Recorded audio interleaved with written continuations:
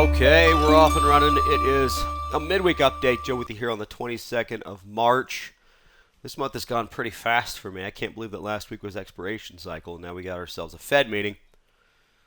I think a little bit of a stir with the banks. Kind of put the accelerator down, at least for me, in these markets. Now, folks, let's go chat about the markets. We're going to share some ideas. Please start typing in what you guys want to take a look at, and I can look at it for you, but take responsibility for the outcome. You know the deal. So, let's talk about the obvious. All the focus is going to be on the Fed today, and it's funny how this has actually really driven the markets as of late. We've seen a lot of disconnection between what the Fed sees in the growth of the economy versus what the market believes when it comes to, hey, let's just put money to work, and that's totally fine. That's to be expected, and the back and forth is kind of cool. It just keeps you riveted, right? Something to watch. So the markets did shrug off a pretty decent bank scare. Now, I'm saying they shrugged it off based on putting money to work. It didn't change minds. It came in Thursday and Friday of last week, or I should say, is that 2 weeks ago? Anyways, it came in pretty hard. It freaked a lot of people out, but it was back to business as usual when these markets came back and just started putting money into tech, communication sector, stuff like that, and it climbed higher. Now, the banks aren't out of the woods yet. It was pretty quick to see some of the larger banks jump in and see an opportunity and get into it. Corey talked a little bit about the flight out of these banks, put that into longer term, or, well, not just shorter term like a 2-year, but the 10-year and 20-year bonds, which actually pushed the interest rates of those bonds down, which actually took some of the pain off of the banks. So the reaction that caused some of these banks to slide of mass withdrawals and exits, those investors put money into the longer-term rate-sensitive treasury bonds, stuff like that, and it actually helped the banks out. Still, there is some buying going on, and a lot of these things are being bailed out, so it's kind of fixing itself. The problem is the markets just shrugged it off too quickly. Could we see more banks to do this? Yes. Could we see that there might be a little bit of, what do you guys want to call it, misrepresentation, or I should say, some banks being a little bit too leveraged, being a little bit too aggressive in their investments. Of course, that's how things work. We'll see if that's going to if that's going to change things moving forward. We will definitely see changes in, I don't know about regulation. That's that scary word, right? When the Fed steps in and starts to regulate a bank, which, hey, too big to fail. You guys have seen that movie, right? Or been down that road. They don't like to be regulated. However, when it comes to people's money, the banking system does need some changes. We're talking about maybe insuring more money, but that falls back on the Fed, all sorts of things. So I think this has kind of created a pretty good conversation down the road for the financial sector, and it is definitely struggling. However, the markets don't seem to care. Now, guys, I'm separating those two. Sentiment is bullish. Momentum has slowed down a little bit, but it is still bullish. Position waiting. Are the bulls done here? I didn't change this from a few weeks back because I just don't see a belief or worry or fear in these markets at all when it comes to a recession or a slowdown in our overall economy, which, once again, hasn't happened due to some of the data that we've seen. So the PPI and the CPI are on track. We're starting to see the inflationary indicators. The PCE number that the Fed likes to see is starting to come in line. The hot stuff is in the shorter term. We got a housing number that went up. I'll show you guys here immediately, but permits went up. Housing sales went up. It was a pretty interesting spike. Employment is still high. Adding jobs is still high. So there's areas here that have an argument to be made, but the longer term, the slower moving inflation is it's on track. So it just depends on where you're at. It just depends on where the banks want to look at it and how the public wants to digest it. So that's where we're at. That's all I've got for the market recap. So we'll see what happens after today's gigantic, what I call it yesterday, the 800-pound gorilla in the room of the Fed. And we'll see if they're going to acknowledge the banking worries, what happened with the SVB, and take their foot off the gas a little bit or completely ignore it. I'll get to that in a second because they are changing that policy. from a 50 basis point to 25. So what do I got here? I got a bunch of ideas, both bull and bear. The problem is I don't know where to go yet. And the reason is because I truly feel these markets will do something, maybe not today, but tomorrow. And I'm gonna say it'll probably lean to the upside when it comes to the tech, especially if the Fed does the 25 basis points or something a lot less hawkish or a lot less aggressive. I think these markets can actually rally from where they're at. However, if the Fed just refuses to acknowledge what the markets believe they're saying and saying, no, no, no, well, we're worried about these housing numbers, this employment number, we're worried about jobs, people are still spending money, we're going to go ahead and put the 50 basis points down, then I think it disrupts the markets and we see a little bit of a sell-off. So I've got a list for both. These are carryovers from what Corey, Rob, and I have been looking at for the last couple of weeks. So let's get into some of the ones that I liked. You guys probably have a list as well. This is ABBV. What I like about this is we have this ascending triangle pattern. It's above its moving averages, and it's showing a little bit more strength. It is in healthcare, which seems to be one of the sectors that has been quiet as of late, considering that we had that banking issue and that we've seen a big move in tech and consumer in the shorter term. So I do like where it's at. It's hesitant. It's going to need a stimulant. I believe all the trades I'm about to show you here, folks. But I think we are going to need some sort of a stimulant, some sort of push to the upside or some sort of push to the downside. Otherwise, we're just going to keep churning around. So I do like it. I like it as that ascending triangle pattern that we talked about a couple of days ago.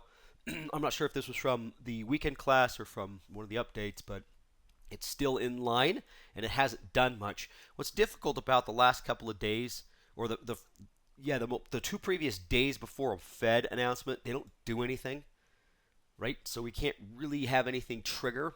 This is Roblox, communication service. It's a gaming company. This has been very, very strong. Nice ascending triangle pattern. I like how it's back up to the September, October areas to where it could poke its head at above the 45 mark.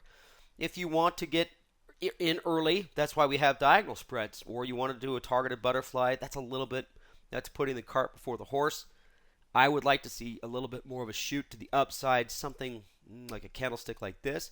This is one that I'd be okay being late to the party. Even if I got into this thing around 46 and a half, somewhere up in this area, I'm okay with that. I just need to see the confirmation, and more importantly, the markets have to follow along. So, but it is pretty good. It's been outperforming since the beginning of the year, and it's already back up to some of those resistance levels that we saw in September and October. So pretty stoked on that. Let's get to Spotify. This is one that I've always giggled about because this is one of those little darling stocks, what do you want to call it, the state homes, and it's just kind of got this little cult following to it. Big move in January. Looks like the fear of missing out decided to jump back into it. Whether or not it does well and makes money, I don't think anybody cares. I haven't followed it enough to know any of this, but I do like the chart. And I do see a very tight high base, or strong high base, at about 120 to 130. And it absolutely tried to poke its head out above that today, and it's come back down from its high. It's still positive for the day, but I love high base breakouts, ascending triangle breakouts, because you can get into them with the diagonal spread or targeted butterflies, and you know that the first reaction once it breaks is going to be a retracement or a retest of the level it broke. So if it can stay up here above that 130-ish, 129, wherever the heck that is, I'm pretty comfortable with it. Once again, don't have to put this on until you're comfortable with what you see in the Fed announcement, its results, and more importantly, the market's reaction before you guys hit a button. This is why we call them trade ideas. I didn't do anything sideways because nothing stays sideways for very long. If you guys have probably figured that out. Whether or not it gaps up and comes back down, or gaps down and goes back up, and things don't tend to stay sideways for very long. And I do believe that we're at a pretty good pivot point here when it comes to this Fed area. And Corey talks a lot about the unknown. That really shook these markets, but I was more impressed with the way it shook it off. There is a very bullish market out there, or there's a lot of money that wants to be put to work. So it's kind of hard to fight. It's great. We don't have to fight it. We're going to follow it. I loved Crocs here. This was actually on our bullish watch list for a little while, and it never really confirmed too much past the beginning of the year. Now, why I like it on the bear is because you have this beautiful crossover happening on the 20 and the 50-day moving average. You've got a descending highs. The last time it did these little shooting stars, well, that one was pretty big right here in February, but it does like to roll over. So here's one. It looks like it's about to confirm. Easy target here at about 110. This is something that I do like in the shorter term. If we are going to get that R word that I've been talking about for over a year, the recession, right? It's going to affect, it should affect retail first of all. The first way that people tighten their wallet is they don't need a new pair of Crocs. They probably have 2 or 3 pair already. Yeah, there you go. There's my 2 cents. So these usually will contract. This is where you're going to see a lot of maybe some stores closing or some employment slowing down. And we're not seeing that just yet. So until we see this carryover or jobless claims increase and jobless numbers decrease, we're not going to see any of these really hurt, although a lot of these are contracting. They have been since last quarter.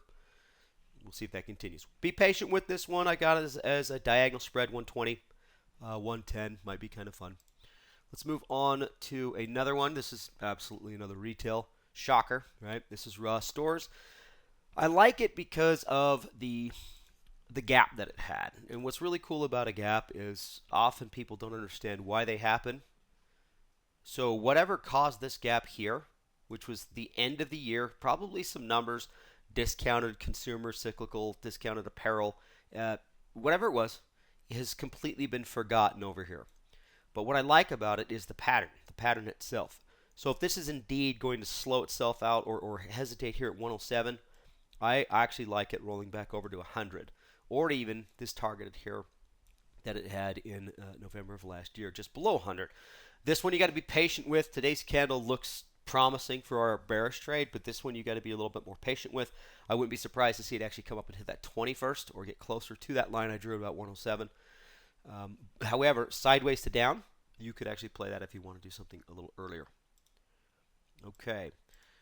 XBIE, the financials, or excuse me, the biotechs. This went kind of quiet. I just showed you guys that healthcare and the biotechs, they used to be all the rave, right, back in the shutdown era. However, this one's just kind of slowly bleeding away. What I liked about it is just the direction it took over the last couple of days. Didn't participate in what the markets are looking for. The markets are trying to abandon financials because they're afraid of them, makes sense, and they're putting all their money into tech and some of the stay-at-home stuff again because, hey, fear of missing out. I've got a couple of bucks. Let's see if we can't get back to the heydays of 2020, 2021. I'm not sure where we're going to go, but this one doesn't seem like it wants to participate. So something sideways, if you don't want to play it too directional, then yeah, diagonal spread here. You could play it even sideways. I'm actually fine with that. There's actually a lot of these trades could be done sideways, just depending on your outlook. So let's get to that market outlook by getting through our analysis. First off, so what has the markets done so far Monday, Tuesday, and into Wednesday? Very interesting enough, they parked themselves up about 2%.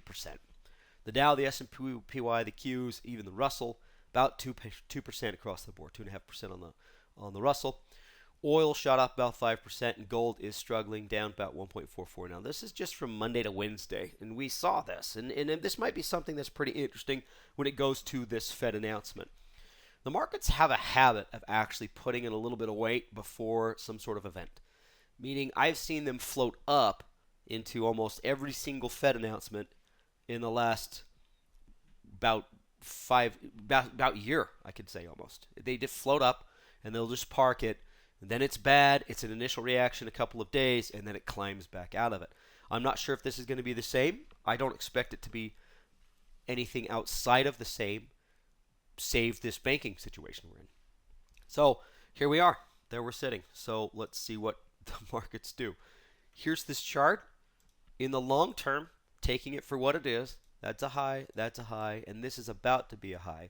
This is a bearish crossover. This is resistance at a falling, or I shouldn't say falling, but below a 50-day moving average. This has all the makings of a move to the downside. That's kind of how we trade. Could it be superseded with good news? Of course it could. And then we're back up into these resistance areas, but we still got to play a 405 game, and we got to get back all the way back up to this 417 area before I can truly flip my outlook to a plus anything in the monthly in my monthly outlook. Now, that being said, we do have the argument that could be made with a flag pattern. I don't know if you guys are watching this.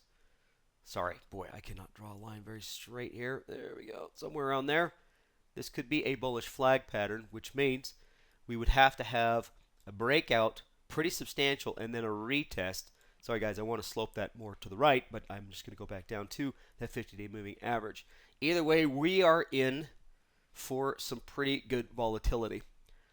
The easiest thing for these markets to do is be disappointed, a continuation of some worries about the banks, and we come right back down to the lower part of this channel.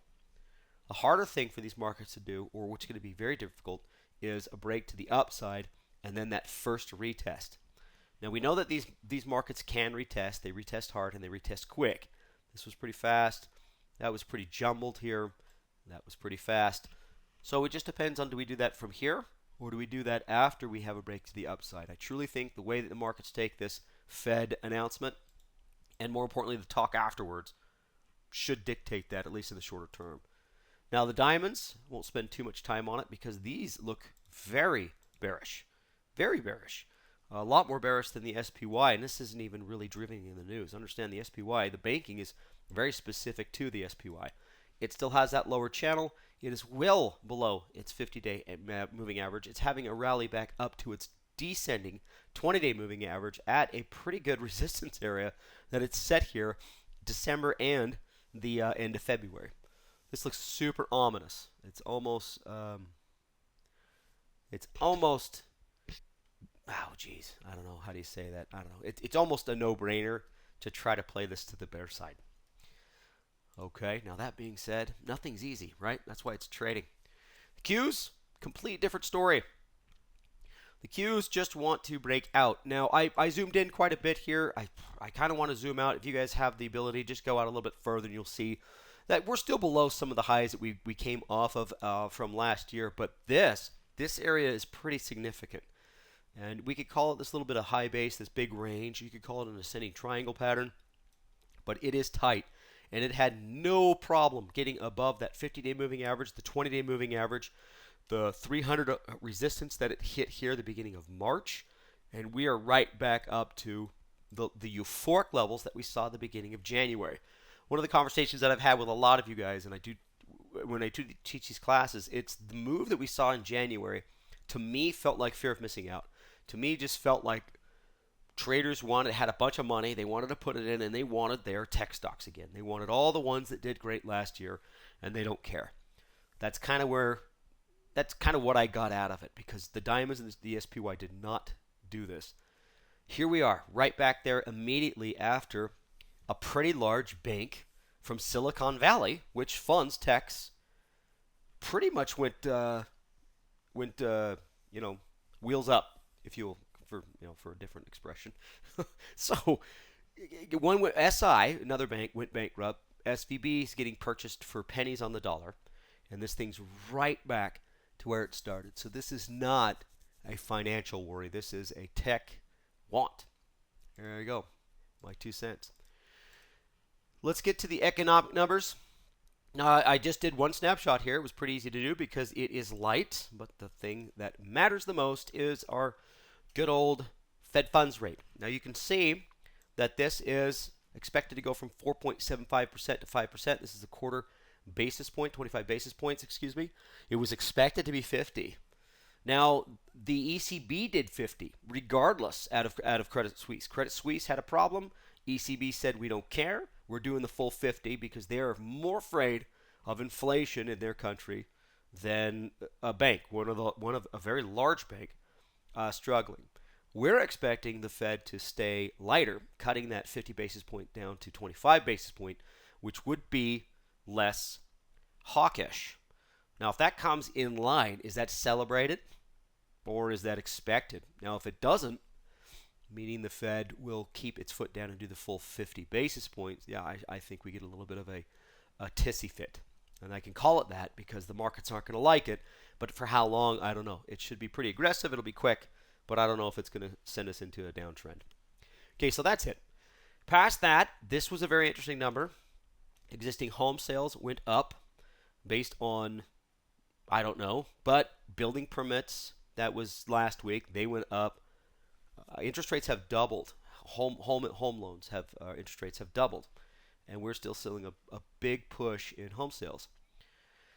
So we'll see what happens with the unemployment claims. Expecting another increase, but still under 200K. Last time it was 212. It came in at 192, I believe. Well, yeah, it's right in front of me, which means that unemployment claims are going the wrong way. New home sales will be pretty interesting to see, but past the Fed fund move or whatever Powell does today, I think that's going to pretty much trounce everything. Okay, so that's it. Let me poll the class. I want to see what you guys are thinking about. Remember, we've got two polls here. Let me do the first one. Let's do our weekly outlook first. I'm going to launch this. I want you guys to tell me what you think is going to happen in the shorter term. I kind of move this away. There it is. All right, folks. I have to move it into the line of sight for you guys that are watching this recorded.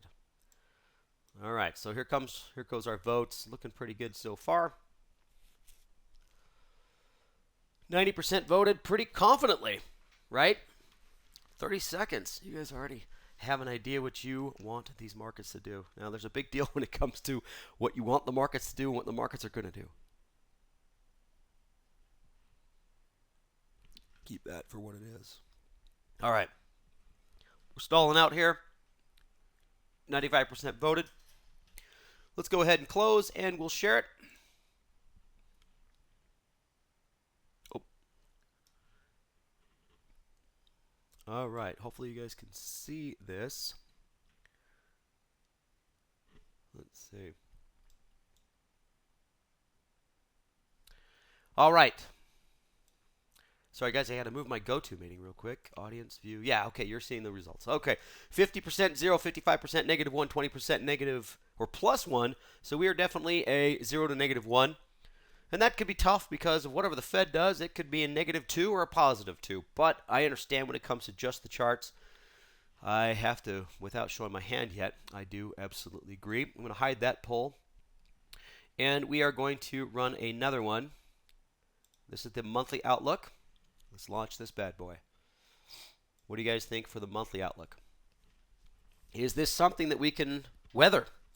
Is this banking system, and we've had these discussions before, something is just the beginning of a very deep onion. Too often, folks, when one bank makes a mistake, it's not very isolated. There are usually a few doing it. If you guys remember 2008 at all, I know this is different from 2008. It is, thank goodness. However, it's still a little bit, it's a bank going a little bit past what it should, maybe taking a little bit too much risk, over leveraging what they had, being overly confident, and once again being overly confident in that the Fed's got it wrong. So these banks, when they bought those longer-term treasuries to loan against, they didn't expect the Fed to raise as aggressively and consistent as they did. They must not have, because boy, it hit the fan, it hit it fast. And then you have a very skittish investor. It's kind of funny. We've talked about this a lot. You've got an investor who comes out and says, "Oh yeah, I'm going to buy this, I'm going to buy that, but are you bullish or bearish?" "Oh no, I'm very bearish. I'm scared to death, but I'm still going to put money into things." So when it comes to how many people try to get their money all out of the bank at once, I'm not surprised. Okay, 90% voted. We stalled out there. I'm going to go ahead and close this poll and we'll share it. And we are a little bit more on the bear side. So I'd say that we're negative 1 on the shorter term for the week, but longer term, look at that, 37% at negative 2, 53% negative 1. We are definitely more bearish in the longer term. Cool, guys. Appreciate that. Awesome, awesome. And I'm pretty much exactly with you. Now, it took a lot from me not to move my monthly outlook to negative 2 And the whole reason being is because I just don't yet have this candle. You guys see that I just drew that. I need confirmation to the downside. This definitely moves to the -2, and that could change today. It could change on what the Fed does. It could change on how the markets react, and I will definitely be right in line with what you guys are. All right. Cool stuff. Let's jump through the sectors real quick. And as you might expect, communication services leading the way, real estate on the downside. What was interesting to me about the real estate, let me zoom in on this bad boys, because we saw a huge move up in building permits, home sales, not just new home sales, but existing home sales. So we still have a pretty tight inventory, but we have a lot less demand due to the fact that interest rates are in the mid sixes. That's great. Home prices aren't coming down very much. They are, but not by a lot. However, it was interesting to see. You guys saw LEN, which is a home builder, on my buy watch. Now, real estate might be different than a home builder because if you're getting permits and you're building homes and you're expecting to sell those, well, then I expect that to go higher. Real estate is actually existing home sales and having to get a loan, and you're a bank. So I could see that maybe getting hurt in the shorter term. So not much really to go off of, just the same charts that we've seen. This is communication services, very similar to the tech. It's not quite as, I would say, as aggressive as the tech. It's not back up to its highs like we saw the tech, but it is going in the right direction. You can see it's actually back above a gap that it had with the euphoric purchases in January. After this correction move, it actually came back and just touched support. So this is still a bullish trade. We do have the 2050 crossover. Looks like these might cross back, but something sideways here would make sense. I don't know how aggressive I want to be directionally, but it is the strongest sector so far this week. And on the weak side, real estate. I think this is probably a whole lot to do with what's going on in banking. I imagine that loans are going to be a little bit harder to get, or not, if not harder to get, probably things that people don't want to get based on the bank might not be there the next day. Okay, I'm making stuff up. But, hey, it's hard when you can get a loan for 3%. Now it's 6.5%. So I imagine this is going to continue to the downside. All right, let's do a quick conclusion. As I see, we are pretty active today on the chat board, and I want to make sure we can get to everybody. All right. The SPY and the diamonds are in a bearish pattern, period. These are bear rallies, beautiful ones. The SPY is actually kissing the 50-day moving average after a crossover. It's a descending highs. It's textbook bear rally. However, we have the what I call it yesterday, the 800-pound gorilla in the room, which is the Fed. It could change a lot.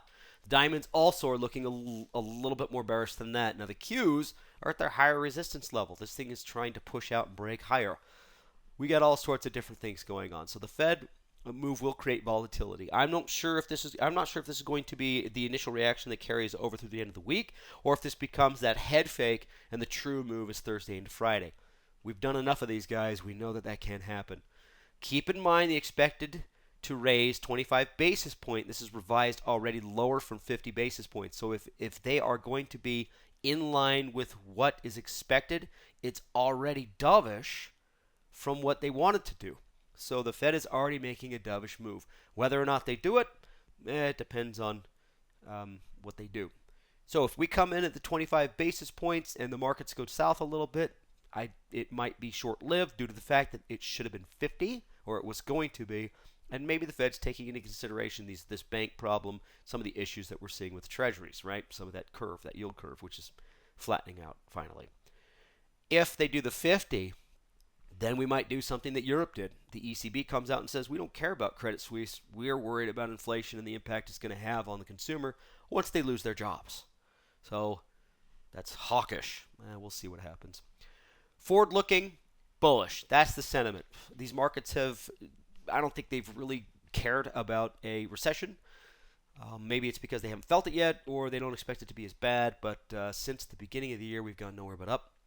Still no surge from the bears just yet. I haven't really seen anybody step in. The volatility index and the way that it's fallen over the last couple of days shows me that there's a lot of people that are afraid, but they're not willing to act it yet. Inflationary gauges have been in line. It's been slowing on the CPI and the PPI, the PCE, some of the stuff the Fed likes to see. It's actually, we've got that peak. You throw the ball in the air, we're actually kind of peaking. However, the shorter term stuff, the consumer, retail sales were active. Unemployment numbers are low. Employment is high. Adding jobs. We haven't seen any sort of yet to contract or some just come in line. As soon as we get those, maybe we'll see the Fed ease. We'll see. All right, guys, that's it. Let's go out and take a look at some trades.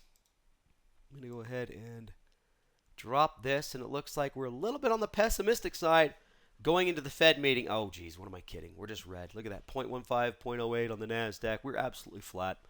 This is exactly what you'd expect a Fed day to look like. Trying to make heads or tails of it. It's just, we're just guessing. All right.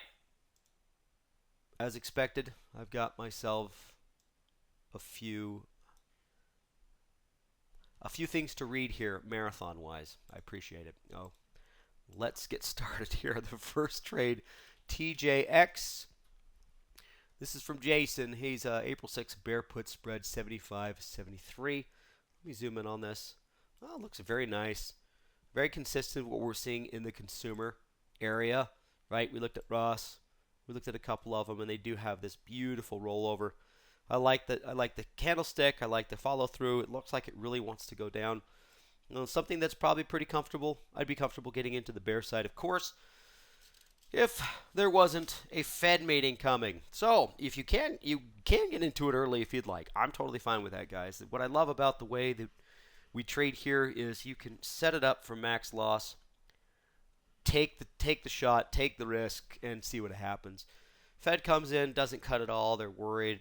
This thing gaps up to $84. Who cares? Right? If you've got the amount of risk in there. However, it comes in a little shaky. You don't want to be the guy that's trying to chase this at 74 when it gaps down. You'd rather be in it a little early. I understand. Just make sure whatever trade you make, and I'm going to echo what Corey said Monday on his end of day.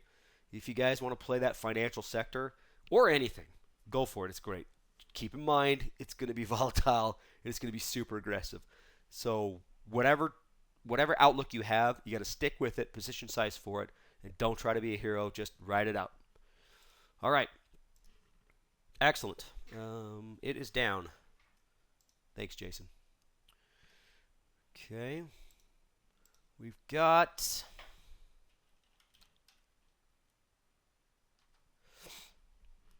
Intel is a weak stock for a while. I see a range-bound trade from 29 to 26. Let's take a look at it. Felix. All right, 29 to 26. Get the marker out. Oop. Takes me a while to get my pin. Sorry. 29 to 26. Okay. Well, okay, sure. Let's draw those lines.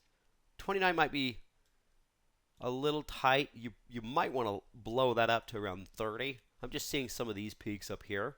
I mean, I like this at 29, a little consolidation. Hey, it's player's choice, right? Depending on what you want. But I do agree. I think it might try to stay above that 50-day moving average. If it doesn't, we've got a 20-day moving average here. It's got support that it's set back in these areas. Sure, yeah, could be sideways, pretty range bound. Yeah, 29.26. Thinking about a bear put spread. Absolutely. That's fine. Let me put INTC down on the sideways because it could be. It could be. Interesting. I was going to say any time limit on that, Felix? Something, this is a pretty big range. If you go from 30 to 26 here, it could probably absorb maybe gap up, gap down, and then kind of retrace based on what the Fed does. Intel's a pretty big one, so. But if you've got any sort of a time limit, shorter term, longer term, I guess it's up to you. Okay. Okay, 4 weeks. Thank you, Felix, for responding quickly. 4 weeks. If you're going 4 weeks, I would open this up to 30 and 26. Give it more range. Give it more range. That way it can absorb what's in front of it, and If things are bad, this might be pushing this area towards that end of the 4 weeks. But if things are good, you'll probably already be up in this area. Fun. Thanks for sharing. Okay. Okay. Until close to September close. Hello, Ian. All right. What do we got here for you? Good to see you. Is this SPY? I'm hoping. Is that what you're saying? SPY. Just because I'm seeing $400, so I figured that's probably what he's talking about. Yes, SPY. Okay. So Ian's thinking about buying an SPY diagonal put, 400 September, 380 April. Let's take a look at it. Oh man, cool pattern. It's got that beautiful pattern. I want to see the confirmation. Buying the 400 September and selling the 380 April. Easy peasy. I love it. You want to sell the 390 in the shorter term? That's fine. You want to, if you want to go for a week or so, I like it. I like it, Ian. Nice way to take a look at stuff. Looks good. Excellent. ASML. Let's move this over. There we go. I'm waiting for a bearish confirmation, but 600 is my target. All right, let's take a look at that.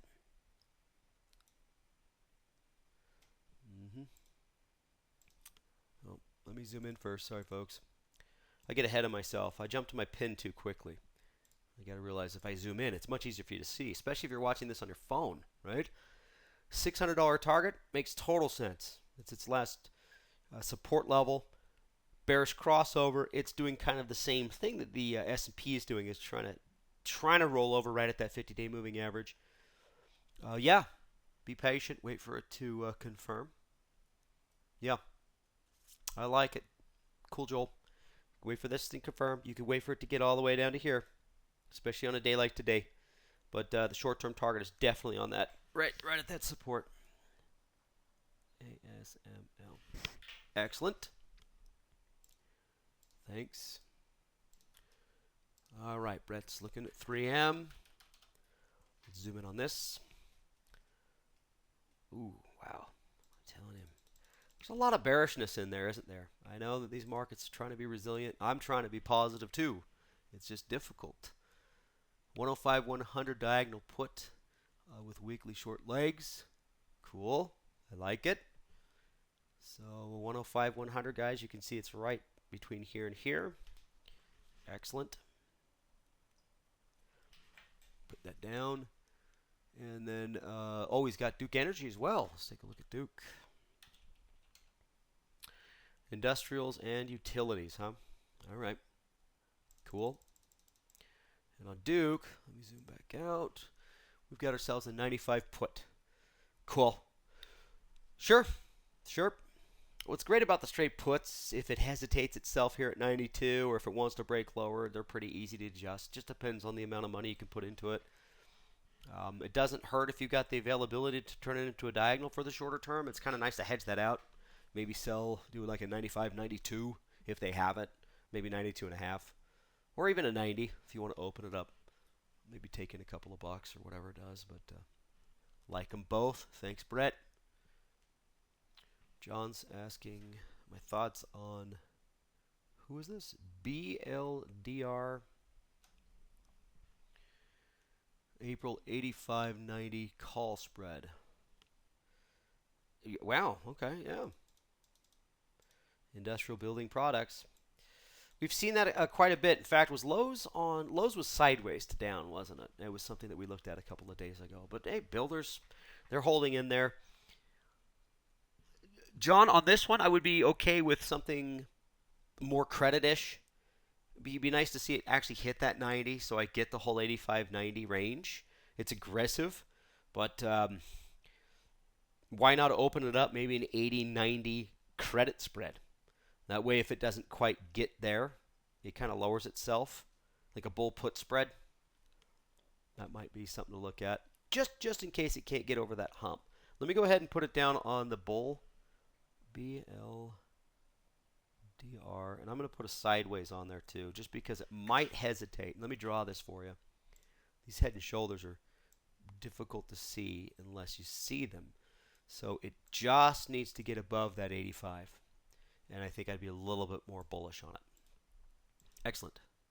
Thanks. You also have Toll Brothers, or no, Toll Brothers. Yeah, Toll Brothers. Was it? Yes. Another home builder, which LEN was up. Toll Brothers, I imagine, is going to be very similar. Woo! This one's kind of a symmetrical triangle pattern. Oof. Let's see. He's thinking of a 59.62 call spread. Let's see. Sure.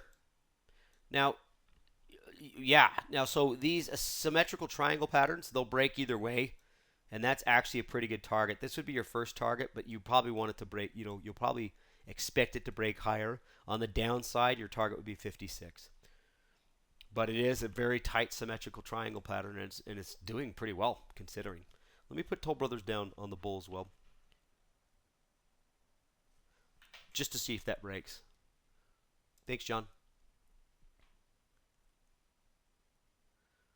Okay, Dan's got Intel we looked at. W are a couple we're looking at.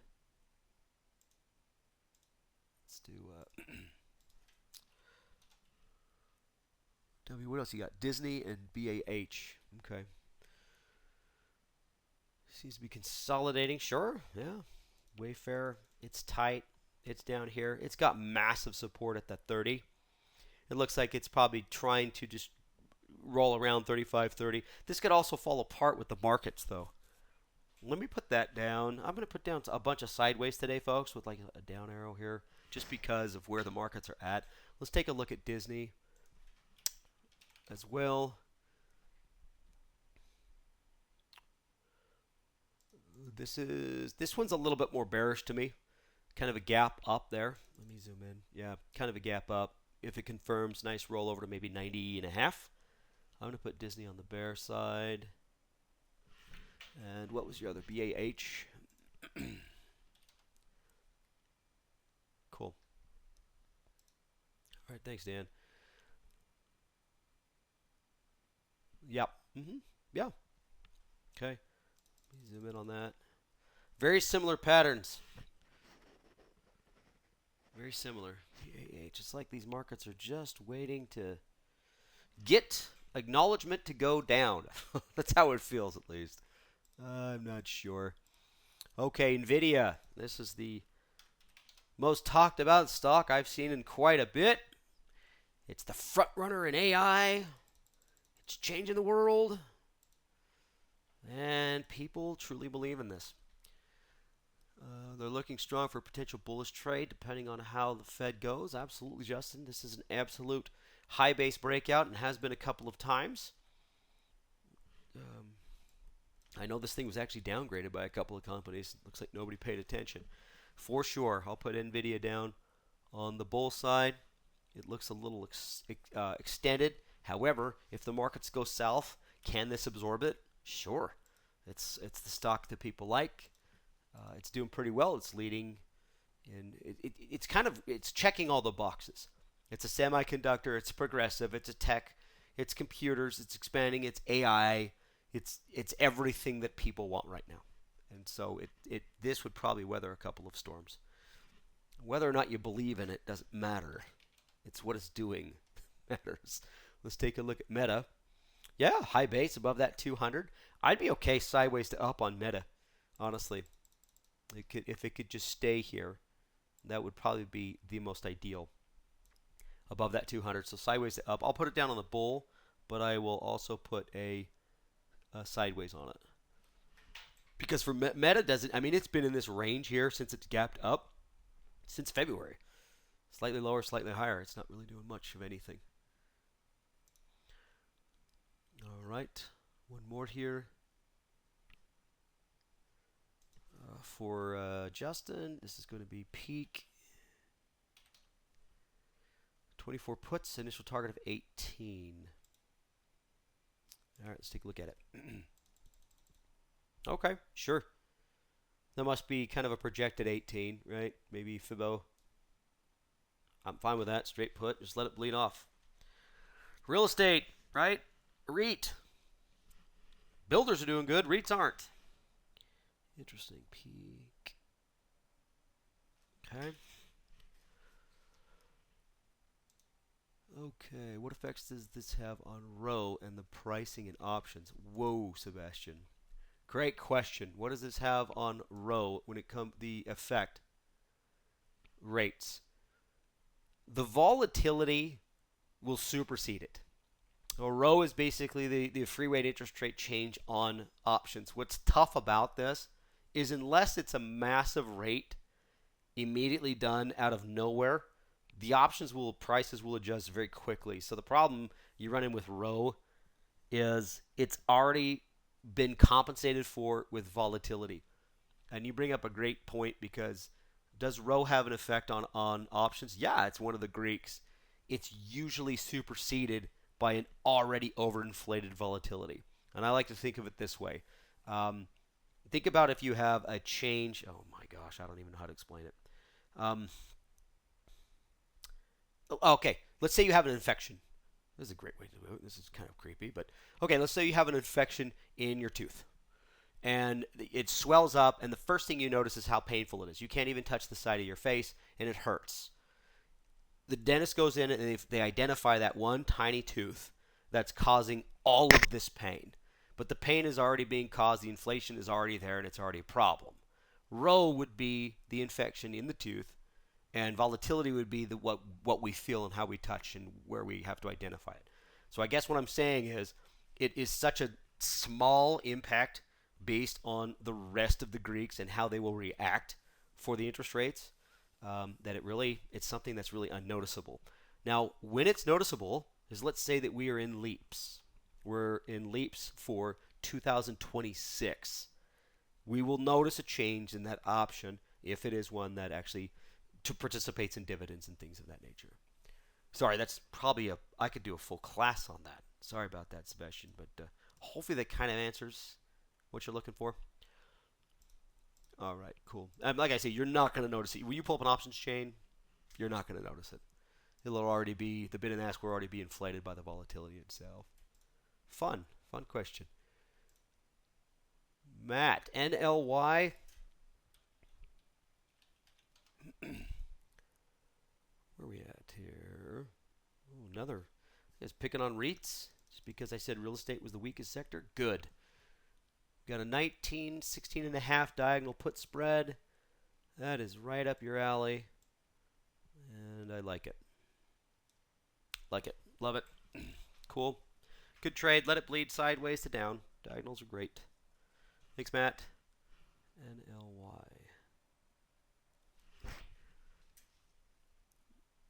Okay. Is the VIX a market tell? Okay, Matt's got a...